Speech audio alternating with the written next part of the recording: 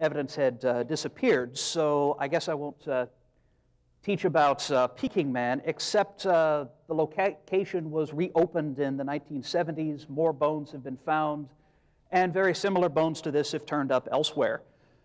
So if Arkansas law does not allow me to teach Peking Man, maybe it will allow me to teach about Yunshai Man, for instance, which is a substantially complete skull.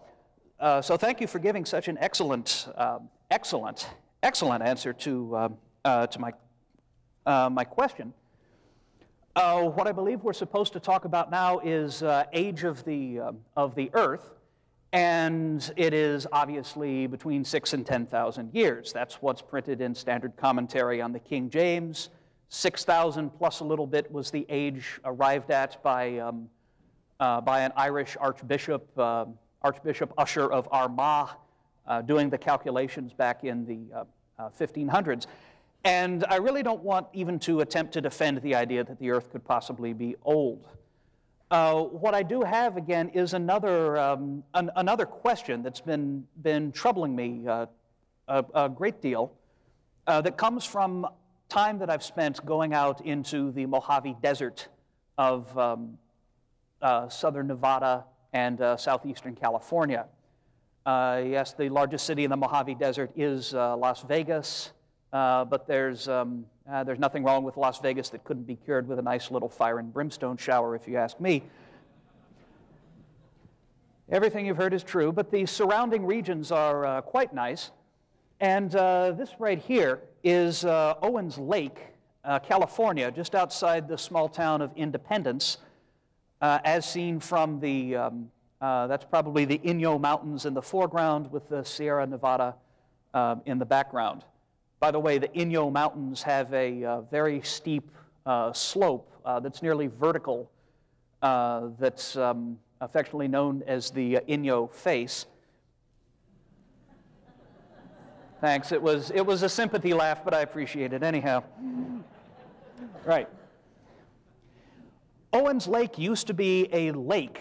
There used to be water in it. There used to be steamboat service across the lake, freighting silver that was coming from the mines up in the mountains down to the nearest town of Independence, California. Owens Lake, unfortunately, dried up in the early 1900s. Los Angeles, the city, bought the rights to all of the streams and the springs that flowed into Owens Lake and kept it moist. Those have all been diverted into an aqueduct. And Owens Lake is now Owens Dry Lake, and it's visible as that white patch off in the distance. There is no more water except for a few days after the occasional rainstorm. What it's left behind is, well, what it's left behind is bad news for asthma sufferers, because the dry dust on the floor of the lake is now free to blow, and generally makes life rather miserable when a windstorm comes through, as they often do out there. But most of the surface of the lake is made up of salt.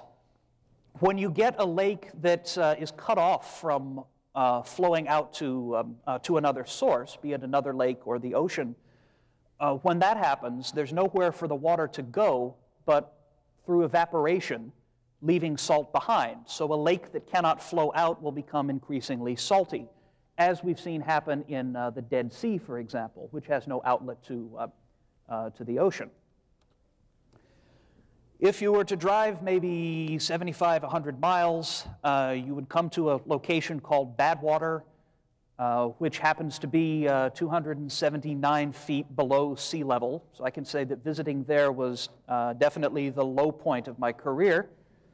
It's the lowest spot in the Western Hemisphere.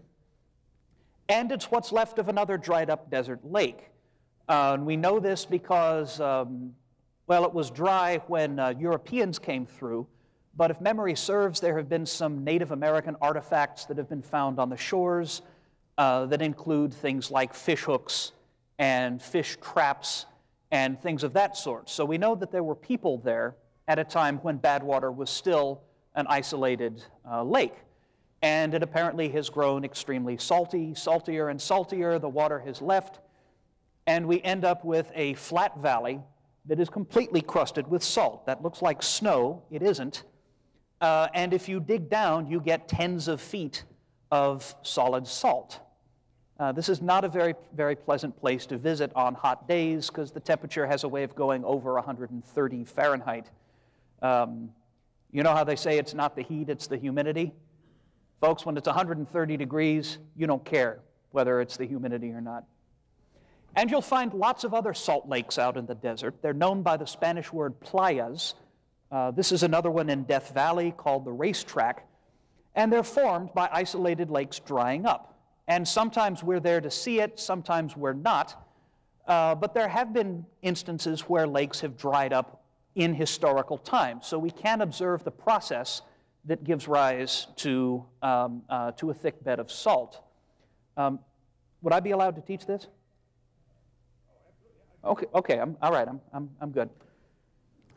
In the 1970s, a researcher by the name of Kenneth Shue and his team started drilling in the rocks that lie beneath the Mediterranean Sea. The Mediterranean is, of course, between Europe on the north and Asia on the south side, and the Holy Land and its eastern border, excuse me.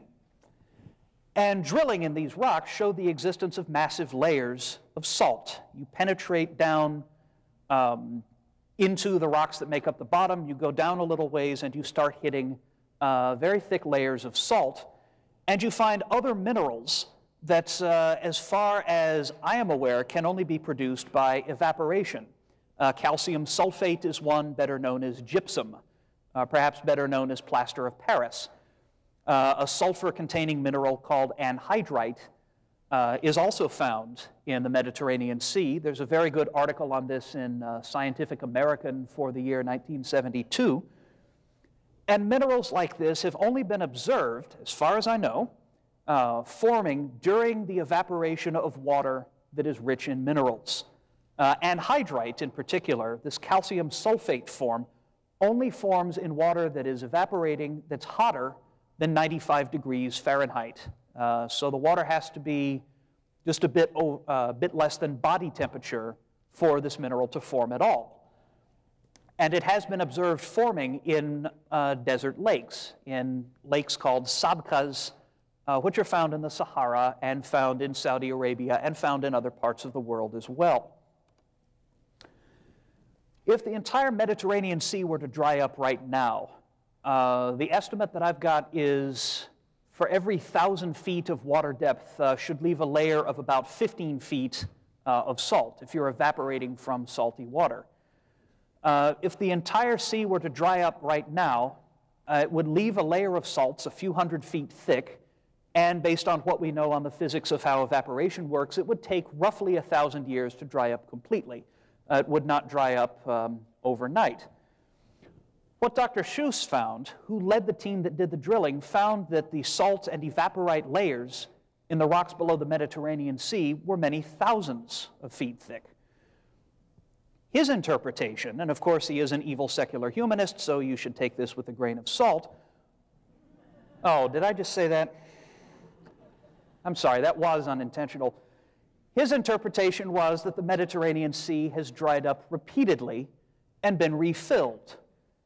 Even if you were to dry up all of the sea once and for all, it wouldn't leave layers of salt and gypsum and anhydrite thousands of feet thick. And his team and others have mapped the Mediterranean Sea floor